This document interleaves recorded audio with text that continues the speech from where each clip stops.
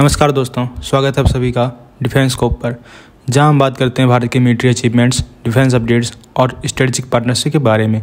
तो चलिए शुरू करते हैं बिना किसी देरी के। दोस्तों, आज के ज़माने में ड्रोन सिर्फ एक खिलौने नहीं बल्कि एक पावरफुल टूल बन गए हैं, स्पेशली सिक्योरिटी और सर्विलांस के लिए।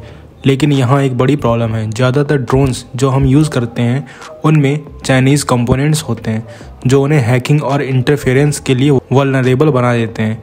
इसी दिक्कत को सॉल्व करने के लिए आई है एक भारतीय कंपनी जूपा, जो पूरी तरह से इंडिजिनस टेक्नोलॉजी के साथ अपने ड्रोन्स बनाती है। जूपा के ड्रोन्स नॉट ओनली रिलायबल हैं बल्कि उनका एक बड़ा यूएसपी है, ये ड्रोन्स हैक प्रूफ हैं। मतलब पाकिस्तानी और चाइनीज़ हैकर्स की छुट्टी। 23 अगस्त को एक शॉकिंग इंसिडेंट हुआ था जब इंडियन आर्मी का एक ड्रोन जो नॉर्दर्न बॉर्डर पर ऑपरेट कर रहा था, एलिजिडली पाकिस्तानी फोर्सेस ने हाईजैक कर लिया। इन्वेस्टिगेशंस में पता चला कि इस ड्रोन में चाइनीज़ कंपोनेंट्स का यूज़ किया गया था, जिससे इंटरफेरेंस ईजी हो गया। इसके बाद ड्रोन सिक्योरिटी एक नेशनल इशू बन गई। यहाँ जूपा के फाउंडर और एमडी साई पेटाबिरम ने एक बड़ी बात कही। उन्होंने मिनिस्ट्री ऑफ डिफेंस और नेशनल सिक्योरिटी काउंसिल को पहले ही वार्न किया था कि चाइनीज़ कंपोनेंट्स वाले ड्रोन्स कितने रिस्की हो सकते हैं। जूपा के ड्रोन्स के सभी कंपोनेंट्स जैसे प्रिंटेड सर्किट बोर्ड्स और माइक्रो प्रोसेसर्स भारत में ही डिजाइन और मैन्युफैक्चर होते हैं। इसका मतलब no dependency on foreign tech और 100% डेटा सेफ्टी। जूपा के ड्रोन्स के सॉफ्टवेयर और कोड आर्किटेक्चर प्रोप्राइटरी और पेटेंटेड हैं, जिससे हैकिंग ऑलमोस्ट इम्पॉसिबल हो जाती है। तो क्या कहना है आपको इस खबर के बारे में, कमेंट सेक्शन में जरूर बताइएगा। दोस्तों, इंडियन एयरफोर्स और एचएएल ने एक और बड़ा कदम उठाया है भारत की इंडिजिनस डिफेंस कैपेबिलिटीज़ को बूस्ट करने के लिए। इंडियन एयरफोर्स अब 97 नए LCA तेजस MK1A को एक्वायर करने की तैयारी में है, जिसका टोटल प्रोजेक्ट कॉस्ट है 65,848 करोड़ रुपए। ये डील इंडियन एयरफोर्स के मॉडर्नाइजेशन प्लान के लिए एक मेजर माइलस्टोन होगी। ये LCA तेजस MK1A पहले वाले तेजस एयरक्राफ्ट का एडवांस्ड वर्जन है, जिसमें अपग्रेडेड एवियोनिक्स, एयर रडार और इलेक्ट्रॉनिक वॉरफेयर सूट्स जैसे state of the art features हैं। ये aircraft beyond visual range missiles carry कर सकता है, जो इंडियन एयरफोर्स के कॉम्बैट कैपेबिलिटीज़ को एक नए लेवल पर ले जाएंगे। इंडियन एयरफोर्स और HAL के बीच कॉन्ट्रैक्ट नेगोशिएशन कमेटी का काम चल रहा है, जिसमें प्राइसिंग और डिलीवरी टाइमलाइंस फाइनल किए जा रहे हैं। लेकिन प्रोडक्शन कैपेसिटी और इंजन सप्लाई जैसे चैलेंजेस अभी भी मेजर फोकस पॉइंट्स हैं। पहले भी GE एयरोस्पेस के F404 इंजन की डिलीवरीज डिले हुई हैं, लेकिन HAL ने प्रोडक्शन टाइमलाइंस को पूरा करने का वादा किया है। ये डील डिफेंस एक्विजिशन काउंसिल के एक्सेप्टेंस ऑफ नेसेसिटी के अप्रूवल के बाद आई है, जो भारत के सेल्फ रिलायंस और इंडिजिनस डिफेंस प्रोडक्शन विजन का एक इंटीग्रल पार्ट है। अब चलते हैं अपनी अगली खबर की तरफ। तो भारत का MRFA प्रोग्राम एक टाइम पर इंडियन एयरफोर्स के मॉडर्नाइजेशन के लिए एक स्ट्रॉन्ग प्लान माना जा रहा था। इस प्रोग्राम का मकसद था 114 नए 4.5 जनरेशन फाइटर जेट्स का एक्विजिशन, जिसमें कंटेंडर्स हैं Rafale, F/A-18 super hornet, Eurofighter Typhoon और ग्रिपिन E जैसे एडवांस जेट्स। लेकिन अब जो डेवलपमेंट्स हो रही हैं, उन्होंने इस पूरे प्लान पर एक बड़ा सवाल खड़ा कर दिया है। अब बात करते हैं चाइना की। उन्होंने अपने J-20 स्टील्थ फाइटर्स को मास प्रोड्यूस करना शुरू कर दिया है और रिपोर्ट्स के मुताबिक वो 2035 तक 1000 यूनिट्स डिप्लॉय करने का टारगेट बना रहे हैं। लेकिन सबसे बड़ी बात तो ये है कि उनका 6th जनरेशन फाइटर जेट, जो हाइपरसोनिक स्पीड, अनमैन्ड टीमिंग और इनहेंस स्टील्थ जैसे फीचर्स के साथ आया है, सक्सेसफुली टेस्ट हो चुका है। इसका मतलब ये है कि भारत के लिए अब 4.5 जनरेशन जेट्स लेना एक पुरानी और आउटडेटेड टेक्नोलॉजी खरीदने जैसा लग सकता है। एक्सपर्ट्स का कहना है कि अगर MRFA टेंडर प्रोजेक्ट को कंटिन्यू किया जाता है तो हमें इसमें कुछ मेजर चेंजेस करने पड़ेंगे। ये चेंजेस हो सकते हैं कि या तो हम अपने इंडिजिनस AMCA प्रोजेक्ट को एक्सीलरेट करें या फिर इंटरिम सॉल्यूशंस के लिए 5th जनरेशन जेट्स इंपोर्ट करें।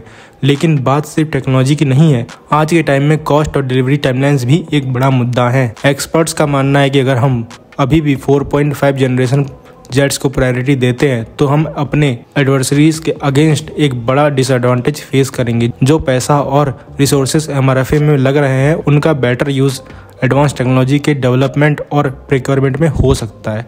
तो अभी ये भारत के डिसीजन मेकर्स के हाथ में है, वो इस क्रिटिकल मोमेंट को कैसे टैकल करते हैं। क्या MRFA को रीओरिएंट किया जाएगा या फिर हमें SU-57 global combat air programme jets या एडवांस ऑप्शंस एक्सप्लोर करने होंगे।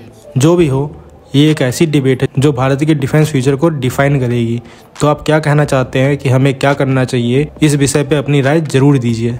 दोस्तों, भारत के इंडिजिनस एयरोस्पेस सेक्टर के लिए एक और बड़ी सक्सेस की बात है। ये इंजन अब फरवरी 2025 में रसिया में IL-76 एयरक्राफ्ट के साथ फ्लाइट टेस्ट के लिए भेजा जाएगा। अब ये dry Kaveri engine original Kaveri project का एक मॉडिफाइड वर्जन है जो आफ्टर बर्नर के बिना काम करता है। इसका प्राइमरी रोल है UCAV को पावर देना, जैसे कि घातक स्टेल्थ ड्रोन प्रोग्राम। ये इंजन 48 किलो न्यूटन का थ्रस्ट जनरेट कर सकता है जो UCAV के लिए आइडियल है। गोदरेज एयरोस्पेस ने 2022 में इस इंजन के 8 मॉड्यूल्स बनाने का कॉन्ट्रैक्ट सिक्योर किया था और उन्होंने इस प्रोजेक्ट को सक्सेसफुली कंप्लीट किया है। अब सवाल ये है कि रसिया में टेस्ट क्यों हो रहे हैं। ये टेस्ट IL-76 एयरक्राफ्ट पर होंगे जिसमें एक एग्जिस्टिंग इंजन को ड्राई कावेरी से रिप्लेस करके उसका रियल वर्ल्ड परफॉर्मेंस चेक किया जाएगा। हाई एल्टीट्यूड और एक्सट्रीम कंडीशंस में इंजन का कैसे काम करेगा, ये इन टेस्ट का मेन फोकस होगा। ये ट्रायल्स रसिया के GFRI में होंगे जो एडवांस्ड इंजन टेस्टिंग के लिए फेमस है। अगर ये टेस्ट सक्सेसफुल होते हैं तो ये सिर्फ एक टेक्निकल माइलस्टोन नहीं होगा बल्कि भारत के डिफेंस इकोसिस्टम के लिए एक बड़ा बूस्ट होगा। घातक UCAV के लिए ये इंजन एक गेम चेंजर बन सकता है। इसके अलावा ये भारत के एरो इंजन मैन्युफैक्चरिंग कैपेबिलिटीज़ को ग्लोबली रिकॉग्नाइज करने का एक और रीज़न देगा। ये सिर्फ एक शुरुआत है। ड्राई कावेरी के सक्सेसफुल होने के बाद और भी एडवांस वर्जन डेवलप किए जा सकते हैं जो फ्यूचर ड्रोन्स और एयरक्राफ्ट के लिए डिप्लॉय होंगे। अब चलते हैं अपनी आखिरी खबर की तरफ। तो भारत की डिफेंस इंडस्ट्री ने एक और कारनामा कर दिखाया है। फाइनेंशियल ईयर 2023-24 में भारत के डिफेंस एक्सपोर्ट्स ने 21,083 करोड़ रुपए का नया रिकॉर्ड बनाया है। ये फिगर न सिर्फ पिछले साल के 15,920 करोड़ रुपए से 32.5% ज़्यादा है बल्कि एक डिकेड में 31 गुना ज़्यादा ग्रोथ को भी रिप्रेजेंट करता है। ये सब पॉसिबल हुआ है दोनों प्राइवेट और पब्लिक सेक्टर के कंट्रीब्यूशन की वजह से। डिफेंस एक्सपोर्ट्स का 60% प्राइवेट कंपनीज ने और 40% डिफेंस पब्लिक सेक्टर अंडरटेकिंग्स ने किया है। ये क्लियरली ये दिखाता है कि भारत का डिफेंस इकोसिस्टम कितनी स्पीड से ग्रो कर रहा है। डिफेंस मिनिस्टर ने इस बारे में अपनी ऑप्टिमिज्म दिखाते हुए कहा कि हम 2029 तक 50,000 करोड़ रुपए का डिफेंस एक्सपोर्ट टारगेट अचीव करेंगे। एक और इंटरेस्टिंग बात है कि डिपार्टमेंट ऑफ डिफेंस प्रोडक्शन ने एक और पॉजिटिव इंडिजनाइजेशन लिस्ट रिलीज की जिसमें 346 नए आइटम्स ऐड किए गए हैं जो मेड इन इंडिया होंगे। इनमें एडवांस सिस्टम, सेंसर्स और हाई टेक वेपन शामिल हैं जो फ्यूचर में इंपोर्ट की डिपेंडेंसी को काफ़ी रिड्यूस करेंगे। डिफेंस प्रोडक्शन की वैल्यू भी अपने हाईएस्ट लेवल पर है। अब जब भारत के इंडिजिनस प्रोग्राम जैसे कि तेजस फाइटर जेट्स, आकाश मिसाइल सिस्टम्स और आर्टिलरी गन्स को ग्लोबल रिकॉग्निशन मिल रहा है तो ये रिकॉर्ड ब्रेकिंग ग्रोथ सिर्फ एक शुरुआत है। ये सक्सेस हमारे आत्मनिर्भर भारत मिशन को स्ट्रेंथन करता है और दुनिया भर में भारत के डिफेंस कैपेबिलिटीज़ को इस्टेब्लिश करता है। तो दोस्तों, ये थी आज की डिटेल्ड अपडेट्स हमारे भारत के डिफेंस और इंटरनेशनल स्ट्रेटजीज़ के बारे में। अगर आपको ये वीडियो इन्फॉर्मेटिव लगा हो तो लाइक करें, शेयर करें और चैनल को सब्सक्राइब करना ना भूलें। आपका सपोर्ट हमें और बेहतर कंटेंट बनाने के लिए मोटिवेट करता है। मिलते हैं नेक्स्ट वीडियो में। थैंक्स फॉर वॉचिंग एंड जय हिंद, जय भारत।